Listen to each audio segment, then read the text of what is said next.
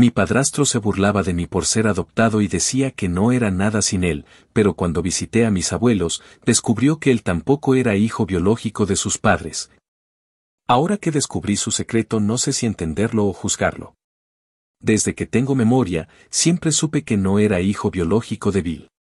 No porque alguien se haya sentado a explicármelo con tacto o sensibilidad, sino porque él se encargó de recordármelo cada maldito día con esa forma suya de disfrazar la crueldad de humor. Como si burlarse de un niño que no pidió venir al mundo fuera algo gracioso o inofensivo. Mi mamá me tuvo joven, muy joven, y al poco tiempo quedó sola. Según lo que me contaron, mi padre biológico simplemente se largó sin mirar atrás, y durante un tiempo ella hizo lo mejor que pudo. Pero eventualmente se le hizo demasiado, y terminé viviendo con una familia adoptiva que, para ser sincero, me dio más amor del que yo entendía en ese entonces. Pero cuando tenía 8 años, mi mamá reapareció en mi vida. Llegó diciendo que había arreglado las cosas, que me extrañaba, que ahora sí tenía una casa para mí. Yo no entendía nada, pero me sentía feliz. Lo que no sabía era que venía con un hombre al que había conocido hacía apenas unos meses, y que ese hombre, Bill, pronto se convertiría en la sombra más oscura de toda mi infancia. No voy a endulzarlo, Bill no era un monstruo de película, de esos que gritan o pegan a plena vista. No. Era más sutil, más sucio. Era de los que te minaban el autoestima con pequeños golpes diarios, los que te hacían sentir que les debías cada comida que te llevabas a la boca. Los que te repetían que si estabas ahí era por lástima y que tenías que ganarte tu lugar todos los días. Yo escuchaba cómo les hablaba a sus sobrinos con orgullo, cómo se jactaba de su linaje irlandés y su familia de bien, mientras a mí me dedicaba frases como este niño no tiene raíces, por eso no sabe comportarse. ¿O por qué no eres más como mi sobrino Brian, que si viene de sangre limpia? Cuando tenía 12, una vez olvidé sacar la basura y soltó, frente a unos vecinos que acababan de llegar, perdónalo, es que cuando uno no viene con el chip familiar correcto, cuesta aprender. Se rieron. Todos se rieron. Yo tragué saliva, apreté los puños en los bolsillos y fingí que no me importaba. Pero me quemaba por dentro. A los 15 empecé a entender que ese tipo no me veía como hijo, sino como un recordatorio constante de que mi mamá había tenido una vida antes de él, una vida que no podía controlar. Nunca me dio su apellido, aunque tampoco me importaba. Lo que sí me dolía era ver cómo mi mamá, por miedo a que la dejara o por comodidad, nunca lo confrontaba. Decía cosas como es solo su forma de ser o no lo tomes tan personal, a su manera te quiere. Pero uno no quiere a alguien a su manera llamándolo error, haciendo chistes sobre cómo te recogieron porque el albergue estaba lleno, o cómo deberías agradecer que alguien te tolera. Me pasé la adolescencia creyendo que yo era el problema.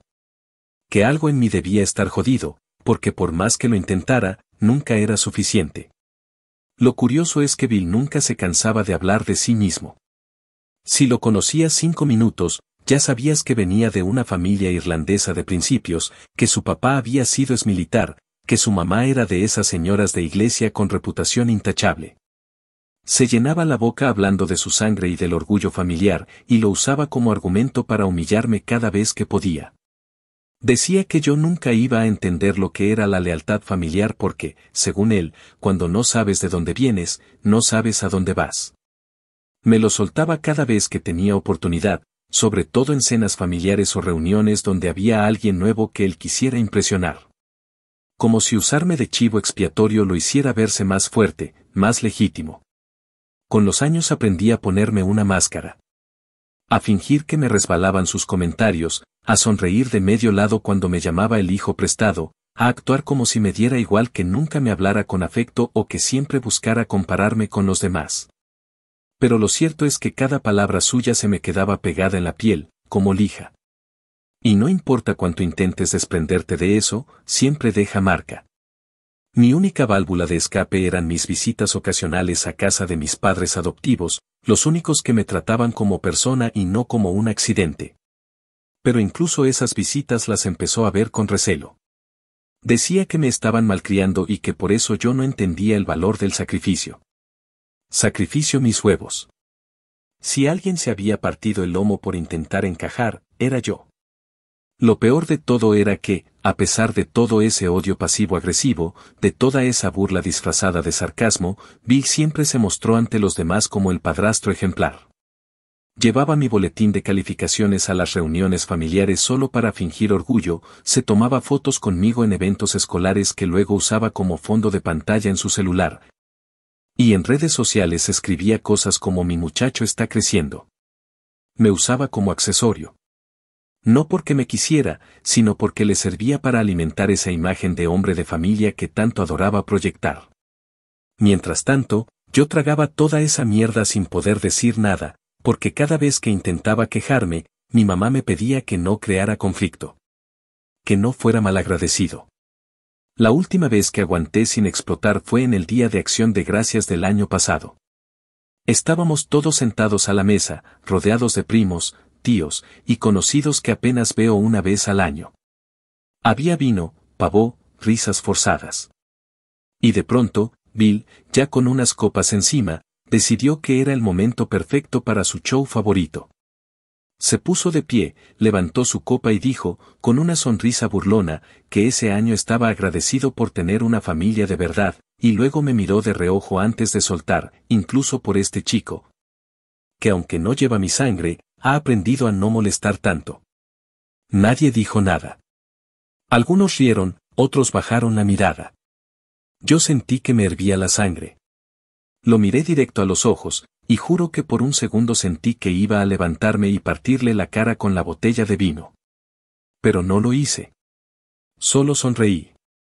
Pero no era una sonrisa de resignación, sino de promesa. Porque en ese momento decidí que si algún día encontraba la forma de voltearle el juego, lo iba a hacer. Y no solo iba a devolverle todo lo que me hizo pasar, sino que iba a hacerlo enfrente de todos. En su idioma, en su terreno. Con la misma frialdad con la que él se encargó de quebrarme durante años. Actualización 1. Pasaron poco más de 3 semanas desde ese Día de Acción de Gracias asqueroso, y aunque mi cabeza trataba de enfocarse en el trabajo, en mis estudios y en cualquier otra distracción válida para no pensar en Bill y su show constante de superioridad fingida, la verdad es que algo dentro de mí había cambiado. Había crecido acostumbrado a soportar su veneno con los dientes apretados y la boca cerrada, pero esa noche me dejó con un sabor diferente en la garganta. No era solo rabia ni frustración, era esa sensación de estar al borde de algo, como si me hubieran abierto una puerta que por años había ignorado. Empecé a pensar, no como un niño buscando aprobación, sino como un adulto cansado de cargar con vergüenzas que ni siquiera le pertenecían. Por eso, cuando mi mamá me dijo que los abuelos de Bill, esos viejitos de Ohio que él adoraba y mencionaba cada vez que hablaba de origen y estirpe, estarían encantados de recibirme unos días si me animaba a visitarlos. Algo en mi estómago se movió. No sabía exactamente por qué, pero sentí que tenía que ir. Tal vez fue simple intuición, o tal vez solo ganas de conocer a los únicos parientes del cabrón que parecían tener algo de corazón. Así que una tarde de diciembre empaqué una maleta ligera, subí al carro y manejé por más de 9 horas hasta llegar a la casa de los padres de su madre, o sea, los abuelos de Bill. Gente ya mayor, setentones o incluso más, pero que me recibieron con un cariño que desentonaba con todo lo que yo había aprendido a esperar del apellido de su nieto. La casa era un rancho de ladrillo, de esos antiguos que crujen con el viento y huelen a café viejo, madera barnizada y muebles tapizados con recuerdos. La señora me abrazó como si yo fuera sangre directa de su sangre, y el viejo, aunque más reservado, me ofreció una cerveza y me dijo que cualquier nieto de Annie era bienvenido allí. Y claro, por cortesía o porque no sabían todo lo que Bill me había hecho pasar, se referían a mí como nieto.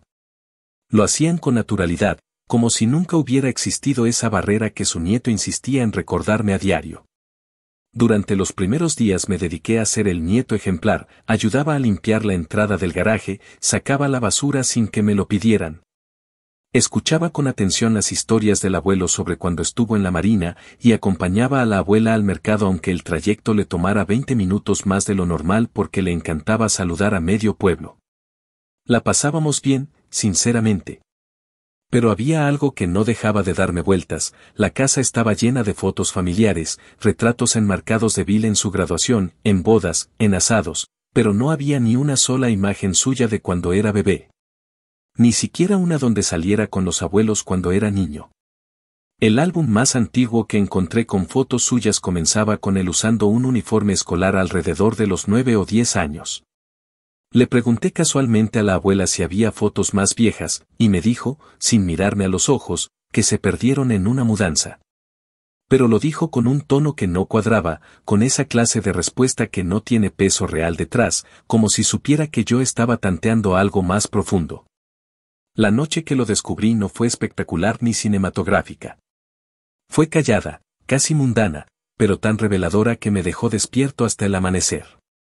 Estaba en el estudio, una habitación pequeña con un escritorio de madera, libros apilados en columnas irregulares y un archivador metálico medio oxidado.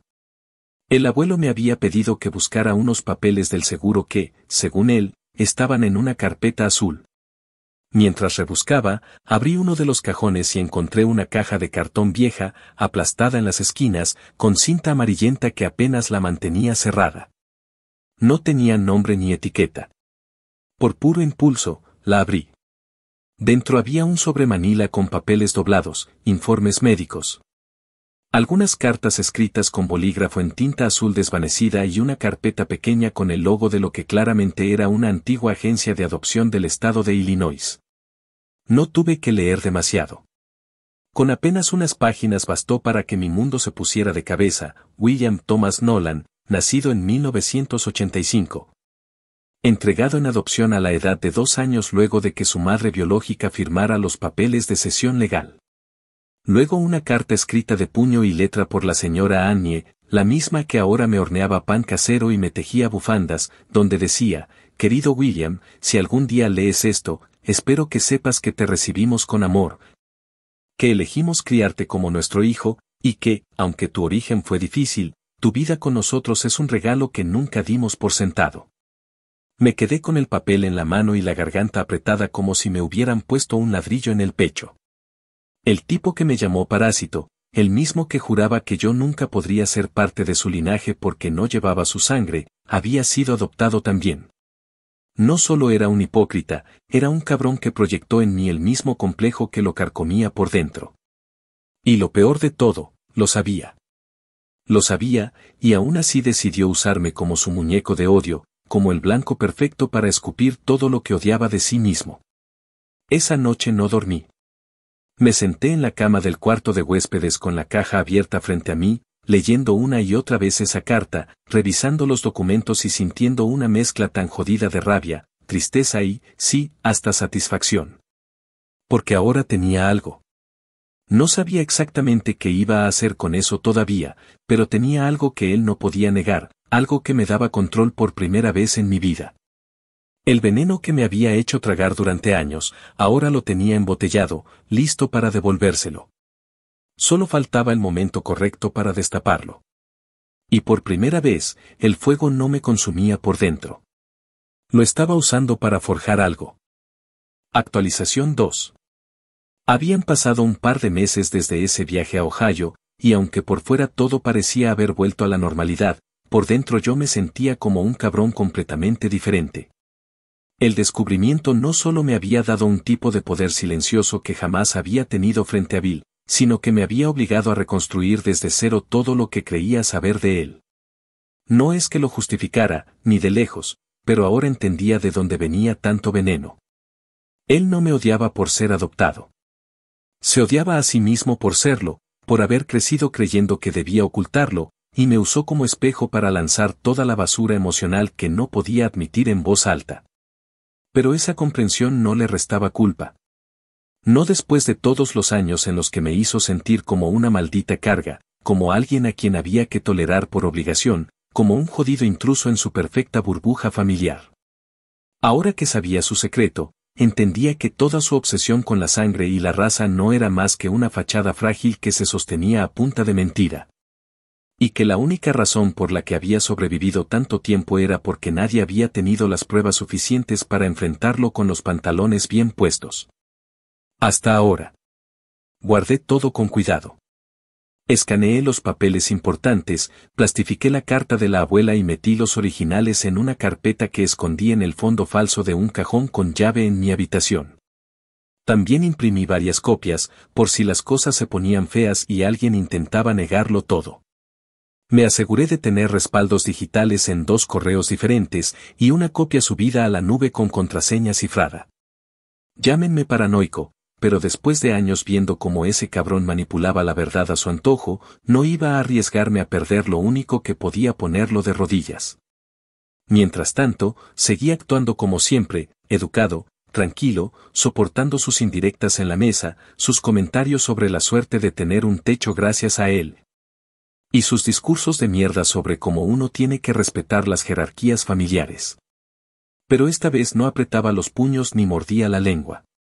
Esta vez lo miraba con una calma distinta, una que venía de saber que el que estaba verdaderamente jodido era él, no yo. La oportunidad para comenzar a usar esa ventaja llegó en una cena de cumpleaños de uno de mis primos, en casa de unos tíos que siempre fueron muy cercanos a Bill. Era una de esas reuniones de sábado por la noche donde todos fingen que se quieren mientras se sacan la madre por debajo de la mesa. Yo ya había llegado cuando Bill apareció, vestido como si fuera a un puto desfile de herencia celta, con su chaleco bordado. Una insignia de los Nolan en la solapa y esa expresión de suficiencia que parecía clavada en su cara desde que nació.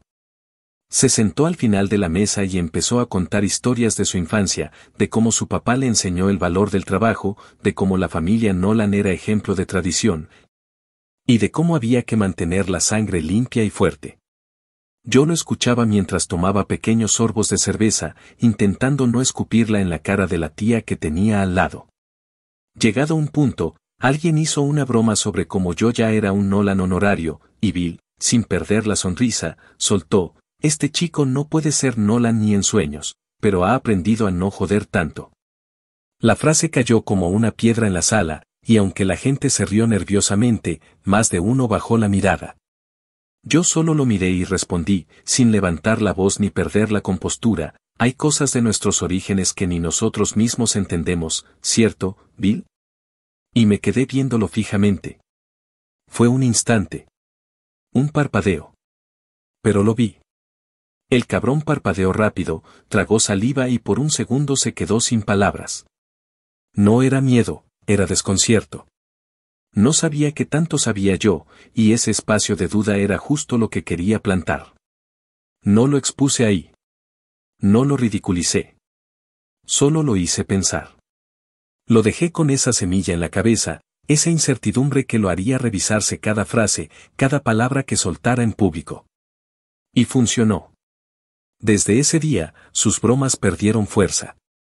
Seguía intentando rebajarme, pero lo hacía con menos frecuencia, con menos seguridad, como si supiera que la cuerda estaba tensándose y que, en cualquier momento, algo podía estallar. Mientras tanto, yo ya estaba preparando el verdadero golpe. No quería simplemente vengarme. Quería hacerlo de forma tan meticulosa, tan pública y tan inevitable, que no pudiera huir ni esconderse detrás de sus excusas de siempre. Así que tomé las copias de los documentos y preparé sobres personalizados. Uno para cada tío, otro para cada primo que se creía mejor por llevar el apellido, y uno extra para el pastor de la iglesia donde Bill iba cada domingo a fingir que era un hombre ejemplar. En cada sobre incluí una copia de la carta de adopción, un resumen de los documentos legales y una pequeña nota mía que decía: "Por años, Bill usó mi adopción como arma para humillarme. Quiero que sepan que él también fue adoptado, y que la única diferencia entre nosotros es que yo nunca lo escondí. No firmé con mi nombre. No hacía falta. Sabía que en cuanto vieran los papeles, todos iban a saber quién lo había hecho. Y ese era el punto. No quería crédito. Quería exposición. Quería que cada palabra de mierda que había lanzado durante años se le devolviera como un boomerang directo a la cara. La siguiente vez que lo vi fue en una reunión más pequeña, solo nosotros y mis padres. Durante la cena, intentó sacar el tema del trabajo, del éxito, de cómo algunos tienen talento natural y otros solo sobreviven. Lo escuché con atención, y al final, le pregunté: ¿te imaginas vivir toda la vida fingiendo ser alguien que no eres, solo para no decepcionar a quienes crees que te hicieron un favor? No respondió. Ni siquiera me miró. Se quedó en silencio por un rato largo, como si tuviera una piedra atragantada en la garganta. Me di cuenta entonces de que él sabía. O al menos lo intuía. Que en algún rincón de su jodida conciencia, ese tipo entendía que su fachada se estaba resquebrajando. Pero aún no sabía cuándo ni cómo iba a pasar. Y eso era lo mejor. Porque mientras él dormía mal por las noches, esperando el día en que alguien tocara su puerta con la verdad en la mano, yo dormía como un bebé. Tranquilo. Con una sonrisa leve. Sabiendo que el reloj ya había empezado a correr, y que la caída era inevitable. Actualización 3. Habían pasado ya 5 meses desde esa cena donde le dejé caer la indirecta como una piedra en el zapato, y aunque no volvió a decirme nada directamente, podía notar en su forma de mirarme que algo dentro de él no lo dejaba tranquilo. Cada vez que coincidíamos, ya no tenía la misma seguridad en sus comentarios, ya no soltaba sus típicos insultos con esa sonrisa torcida como si supiera que todos le iban a reír la gracia. Ahora lo notaba más cauto, más medido, como si cada frase que soltaba tuviera que pasar antes por un filtro de ¿y si este cabrón sabe algo? Y eso era exactamente lo que yo quería. No necesitaba que me pidiera perdón, no necesitaba verlo llorar ni rogarme, lo que yo quería era que empezara a sentir lo que yo sentí durante años, incomodidad, desconfianza. Miedo de ser el centro de todas las miradas sin saber quién te está apuntando y con qué. Fue por esa época cuando supe que él iba a organizar la reunión familiar anual en la Casa del Lago, esa que cada año rotaba entre algún miembro de la familia Nolan y que, para ellos, era el equivalente a la ceremonia de los Oscar mezclada con el desfile del Día de San Patricio. Esa casa, ubicada en Georgia, era como el santuario familiar, un lugar grande, de madera pulida, rodeado de bosque, con muelle privado y una cocina lo suficientemente grande como para alimentar a un pelotón. Desde que tengo memoria, esa reunión era su momento para brillar. Era donde podía presumir su rol de anfitrión, su linaje, su éxito y su posición como figura masculina central. Yo lo sabía, y él también, por eso no me sorprendió que se tomara tan en serio la organización. Lo que no sabía era que esa misma reunión se iba a convertir en el escenario exacto donde iba a ver cómo se desmoronaba la imagen que tanto esfuerzo había puesto en construir. Empecé a preparar todo con la misma calma con la que se prepara una bomba de tiempo. Revisé cada sobre que había preparado, los volví a imprimir con papel de mejor calidad, incluso cambié las notas por mensajes un poco más elaborados. No quería que sonara como una venganza personal o como un berrinche, quería que sonara como un ajuste de cuentas, una verdad que tenía que salir a la luz y que, después de tantos años, no podía seguir enterrada solo porque a alguien le convenía. En cada sobre incluí la carta original, una explicación clara de cómo había conseguido los documentos y añadí una foto de la caja donde encontré todo, con fecha y hora. También incluí, en los sobres dirigidos a los tíos más devotos y al pastor, un par de capturas de pantalla con los mensajes que Bill me había mandado durante años. Muchos de ellos con insultos explícitos donde me llamaba escoria recogida o lastre social. No porque necesitara justificar mi acción, sino porque quería que todos supieran que esto no venía de un capricho. Esto era la consecuencia inevitable de alguien que usó su trauma para destrozar a otro. Cuando llegamos a la Casa del Lago, yo ya tenía todo fríamente calculado. Me asignaron la habitación del fondo del segundo piso, justo al lado de donde dormían mis primos mayores. La mayoría de los sobres ya los había entregado por adelantado, aprovechando pequeñas excusas para visitar a cada familiar días antes de la reunión. Pero guardé una parte estratégica para ese fin de semana.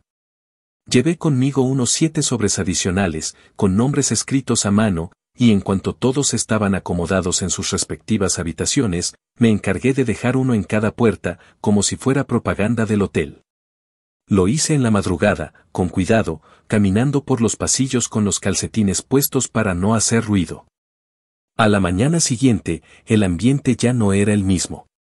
Se notaba algo en la tensión con la que los tíos se miraban entre ellos, en la forma incómoda en que evitaban hacer contacto visual con Bill durante el desayuno. En cómo mi tía Juane no paraba de mirar su celular mientras intentaba disimular que no le había dolido lo que había leído. La cosa reventó justo cuando Bill decidió que era buen momento para soltar uno de sus discursos. Se subió a la baranda de la terraza con una copa de vino blanco en la mano y empezó a hablar sobre lo importante que era la familia, sobre lo orgulloso que se sentía de sus raíces, y sobre cómo la sangre no solo define lo que somos, sino lo que representamos. Fue una actuación perfecta. La misma que había visto durante años. Pero esta vez no iba a terminar igual. Mientras hablaba, la tía Juane se puso de pie y le interrumpió con una voz temblorosa pero firme, diciendo, ¿estás seguro de eso, Bill? ¿Estás seguro de que todo lo que dices aquí es verdad? La sala quedó en silencio. Nadie se movía. Bill tartamudeó, intentó seguir hablando, pero su voz ya no tenía peso. El primo Cahill sacó el sobre de su chaqueta y lo levantó como si fuera una orden de arresto. ¿Quieres que leamos esto frente a todos o prefieres bajarte solo?, le dijo sin rodeos. Bill se quedó helado. Por primera vez en mi vida, lo vi sin recursos. Sin palabras. Sin ese puto aire de superioridad que lo acompañaba como un perfume barato. No dijo nada. Solo bajó la vista, se metió la mano en el bolsillo y murmuró algo que nadie entendió.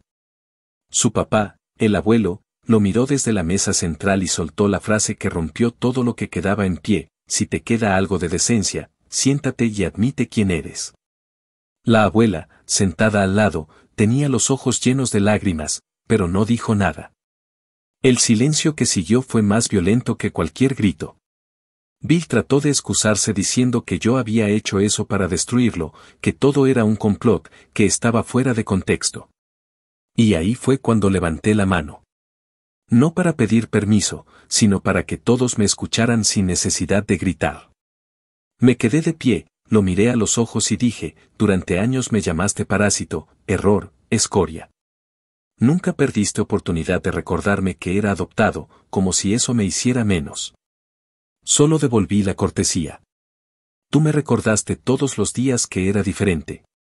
Pensé que querrías compartir la experiencia. Nadie habló después de eso. Nadie lo defendió. Nadie hizo el más mínimo esfuerzo por suavizar el momento. Bill se sentó lentamente en una silla, se quitó la gorra que llevaba y se quedó mirando el suelo como si buscara una salida que no existía. El resto del día transcurrió con conversaciones en susurros, con algunos familiares acercándose a mí para decirme que no sabían, que lo sentían, que nunca imaginaron que las cosas fueran así. Yo simplemente asentía. No necesitaba su compasión. No la pedí. Solo quería que supieran. Que ya no pudieran seguir fingiendo que él era ese hombre admirable que tanto esfuerzo había puesto en vender. Actualización 4. 8 meses después de aquel fin de semana en la casa del lago, donde el castillo de mentiras que Bill había construido durante toda su vida se desmoronó frente a la familia que él tanto se esforzaba por impresionar. El efecto dominó seguía propagándose. Lo que empezó como un silencio incómodo en esa terraza con vista al bosque, terminó arrastrando todo lo que él alguna vez usó como soporte: su reputación, sus relaciones familiares, su lugar como líder moral del clan. Incluso su estabilidad laboral. Porque por más que intentara minimizarlo, por más que dijera que todo fue una exageración, o que yo había manipulado la información, la verdad estaba impresa, sellada, documentada. Firmada por su propia madre adoptiva y respaldada por un puto sistema legal que no deja lugar a interpretaciones. Y lo peor para él no era que la familia supiera, era que ahora todos sabían que él siempre lo supo. Después de ese fin de semana, mi mamá entró en una especie de crisis. Quiero pensar que fue más culpa que vergüenza, pero lo cierto es que durante años se hizo la ciega. Se hizo la sorda. Me dejó comiéndome solo todos esos insultos y desaires con tal de no alterar la armonía. Y ahora, con la verdad escupiéndoles en la cara, ya no tenía excusas. Me llamó al par de días, llorando, diciéndome que no sabía que Bill era adoptado, que sus papás nunca se lo habían contado, que él nunca lo mencionó. Yo le creí, a medias. Porque una cosa es no saber el origen de alguien, y otra es ver cómo esa persona usa todos los días su supuesto linaje para joderle la vida a otro y quedarse callada como si no pasara nada. No la insulté. No le grité. Solo le dije que si de verdad no lo sabía, entonces era hora de que se hiciera cargo de su propia negación. Porque yo no iba a limpiar el desastre emocional de nadie más. Bill, por su parte, entró en modo autodestructivo. Empezó a mandarme mensajes de voz borracho, a las 2, 3 de la mañana, llorando, insultando, exigiendo que le devolviera su honor. Una noche me llamó 20 veces seguidas y en el último mensaje dejó un audio de casi 4 minutos donde decía cosas como me arruinaste la vida, maldito bastardo, ojalá nunca te hubieran recogido. No vales nada sin mí y un montón de mierda más que, si lo piensas bien, es exactamente lo que un hombre cobarde dice cuando se ve expuesto. Al principio los ignoré. No porque me dolieran, sino porque no me sorprendían. Pero cuando los mensajes empezaron a llegar durante el día, cuando empezó a mandarme textos amenazando con buscarme, con poner las cosas en su lugar, decidí que era momento de usar su propia rabia en su contra. Agarré todos los audios, los mensajes de texto, las capturas y me fui directo a la estación de policía. Me senté con un oficial y le expliqué todo. Desde los antecedentes de abuso verbal, pasando por los insultos sistemáticos, hasta la historia del descubrimiento de su adopción y cómo eso lo había llevado a un estado de agresividad fuera de control. El oficial fue bastante claro: en Estados Unidos, si alguien te amenaza, si hay pruebas claras de acoso o intimidación, y sobre todo si hay un historial documentado de conflicto, puedes solicitar una orden de restricción sin mayores problemas. Así que eso hice. El proceso fue rápido. Me dieron la orden. Se la notificaron en su casa, y como no estaba, se la dejaron pegada en la puerta. Según me contó mi mamá después, la leyó mientras temblaba y después se quedó sentado en el porche como si no supiera si reír o llorar. A mí me dio igual. Porque ese papel, aunque no iba a deshacer todo lo que me hizo pasar, al menos me daba el lujo de verlo arrinconado. No pasó ni una semana antes de que me enterara que lo habían despedido de su nuevo trabajo. Había conseguido un puesto como supervisor en una pequeña empresa de distribución de materiales de construcción, gracias a la recomendación de uno de sus cuñados. Cuando Recursos Humanos recibió una copia digital de la orden de alejamiento, junto con los audios y una breve explicación anónima de su conducta reciente, decidieron que no querían tener a alguien así representando a la compañía. El cuñado que lo había recomendado se enfureció, pero no conmigo. Con él. Dijo que le hizo quedar en ridículo, que había puesto su nombre en juego por un pobre diablo sin control emocional. Ahí empezaron a cerrársele las puertas. Su propio círculo, el que le reía las bromas, el que antes lo veía como el hombre respetable, como el padrastro modelo, comenzó a tratarlo como a un perro rabioso que podía morder en cualquier momento. Y mientras él se quedaba sin trabajo, sin respaldo, sin el halo de respeto que tanto defendía, yo seguía adelante con mi vida. Empecé a ahorrar para mudarme. Conseguí un mejor puesto en la empresa donde trabajaba, me independicé del todo, y comencé terapia para cerrar de una vez por todas las heridas que había arrastrado desde que era niño. No para perdonarlo, no para comprenderlo, sino para soltarlo. Porque una cosa es exponer a alguien y otra es seguir cargando con su sombra. Yo no quería seguir respirando la misma atmósfera que él.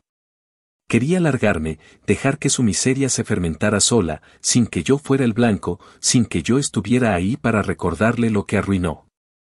Durante ese proceso, mucha gente me escribió. Primos, tíos, incluso algunos vecinos que lo conocían desde hacía años. Todos con la misma cantaleta de nunca imaginamos, parecía tan correcto, no sabíamos que te trataba así. Yo no respondí a todos. Pero a los que sí, les dejé claro que no necesitaba que me creyeran. Solo que no volvieran a hacer silencio cuando vean a alguien pasar por algo similar. Porque el silencio no es neutral. El silencio es complicidad. Y Bill tuvo demasiado de eso durante demasiado tiempo. La última vez que lo vi fue de lejos, en el estacionamiento de un supermercado. Estaba solo, metiendo bolsas en el baúl de un carro viejo, encorvado, más flaco, con el rostro apagado. No me vio. O tal vez sí y fingió que no. Me quedé mirándolo por unos segundos. No sentí lástima. No sentí odio. Sentí vacío. Como si fuera un actor al que ya no reconoces fuera del escenario. Un tipo que se creyó el personaje tanto tiempo, que cuando el telón se cayó, ya no sabía quién carajo era. Y esa, pensé, es la peor condena de todas. Porque yo seguí. Pero él se quedó atrapado en su propia mentira. Actualización final. Un año completo pasó desde aquel último vistazo que le di en el estacionamiento, desde que lo vi cargar esas bolsas con esa mezcla de derrota y soledad que nunca imaginé que pudiera llegar a reflejarse en su cuerpo. No era que me alegrara de verlo así, no de la forma en que otros podrían pensar que la venganza te deja eufórico, victorioso, flotando, era otra cosa. Era un tipo de satisfacción más agria, más callada, como la que sientes cuando ves que finalmente se cerró una puerta que te venía aplastando los dedos desde niño. En ese año, mi vida cambió de maneras que ni yo hubiera podido predecir. Me mudé a Chicago, dejé el trabajo que tenía, empecé de cero en una empresa más pequeña pero con gente que, por primera vez, me trataba como igual, no como una extensión de un padrastro fastidioso o como el adoptado. Aquí nadie sabía mi historia, y eso me daba la libertad de decidir cuándo compartirla y con quién. La carga dejó de ser pública, y se volvió algo mío, algo que podía mirar de frente sin que me quemara la piel. Mi madre me llamó hace 2 días, después de meses de silencio en los que apenas intercambiábamos mensajes cortos sobre temas triviales. Su voz sonaba apagada, como si algo se le hubiera roto definitivamente y aún no supiera si podía reconstruirlo. Me dijo que Bill había empezado terapia, que estaba en un programa comunitario que ofrecía sesiones gratuitas a hombres con antecedentes de comportamiento agresivo y problemas de identidad. Según ella, estaba deprimido, había perdido peso, no hablaba con casi nadie, y la familia, esa misma que lo aplaudía y se reía de sus chistes, ahora evitaba invitarlo a cualquier cosa que incluyera más de 2 personas. Extraña a la familia, dijo mi madre. Extraña tenerte cerca. Quiere hablar contigo. No para justificar nada, solo para que lo escuches. Cree que tú podrías entenderlo. Esa última frase me hizo quedarme en silencio durante casi medio minuto entero. Porque fue exactamente eso lo que más rabia me dio durante años, que él nunca intentó entenderme. Nunca. Y ahora que está hundido, solo, sin amigos ni reputación, espera que yo, el cabrón al que arrastró por el lodo durante media vida, lo escuche. Que yo sea el que entienda. Le pregunté a mi mamá si sabía por qué había decidido empezar terapia justo ahora. Me dijo que una noche, durante una de sus crisis, rompió todos los espejos del baño después de un ataque de ansiedad. Que gritaba que ya no sabía quién era, que todo era mentira, que había construido su vida sobre una historia que no le pertenecía. La ironía me pegó como una bofetada. Durante años, me acusó de ser un intruso, de no tener identidad, de no tener raíces. Y ahora era él quien no sabía qué carajo era real en su propia historia. Era él quien se estaba desmoronando sin entender dónde empezaba y dónde terminaba el personaje que había creado. No respondí de inmediato. Dejé que mi mamá hablara, que intentara justificar lo injustificable con frases como todos cometemos errores o él también fue una víctima del sistema. Pero cuando por fin hablé, le dije algo que no creo que se esperaba, que no lo odiaba. Que no quería verlo muerto ni arrastrado por la calle. Que no deseaba que le pasara nada malo. Pero que tampoco tenía la más mínima intención de volver a formar parte de su narrativa. Que si de verdad quería cambiar, no tenía que buscarme a mí, sino empezar por enfrentarse a todo lo que negó durante décadas. Que su redención no dependía de mí. Y que, por fin, ya no me interesaba estar en su historia. Colgué la llamada con un nudo en la garganta, pero no por tristeza. Era más bien una especie de liberación silenciosa. Como si por fin, después de años respirando con dificultad, pudiera llenar los pulmones sin sentir que algo me presionaba el pecho. Salí al balcón de mi nuevo apartamento, desde donde se ve el lago Michigan, y me quedé mirando las luces reflejarse en el agua. Pensé en todas las veces que me tragué sus insultos, sus risas, su desprecio vestido de chistes. Pensé en el niño que fui, el que trataba de merecer afecto como si fuera un premio, como si tener valor dependiera de que alguien más te lo reconociera. Y pensé en todo lo que tuve que hacer para romper ese ciclo. Porque eso fue lo que hice. Romperlo. No solo exponerlo a él. Me rompí yo también, para poder armarme de nuevo sin las piezas suyas que me habían metido a la fuerza. Hay algo que aprendí en todo este proceso, algo que nunca me dijeron y que nadie te enseña cuando creces sintiéndote fuera de lugar, que no toda familia merece perdón, que no toda sangre te hace hermano. Y que a veces el apellido más limpio es el que uno se construye solo, lejos de quienes te quisieron ver sucio.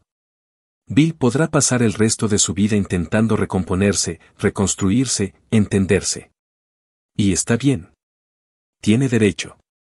Pero lo va a hacer sin mí. Porque no me jodí tantos años para volver a entrar al mismo cuarto donde me llamaban error disfrazado de obligación. No me rompí para volver a pedirle a nadie que me vea. Hoy soy lo que él nunca fue capaz de ser, alguien que enfrentó su historia, la aceptó, y no necesitó aplastar a otro para sentirse completo. Y carajo, eso no me lo va a quitar nadie. Ni siquiera él.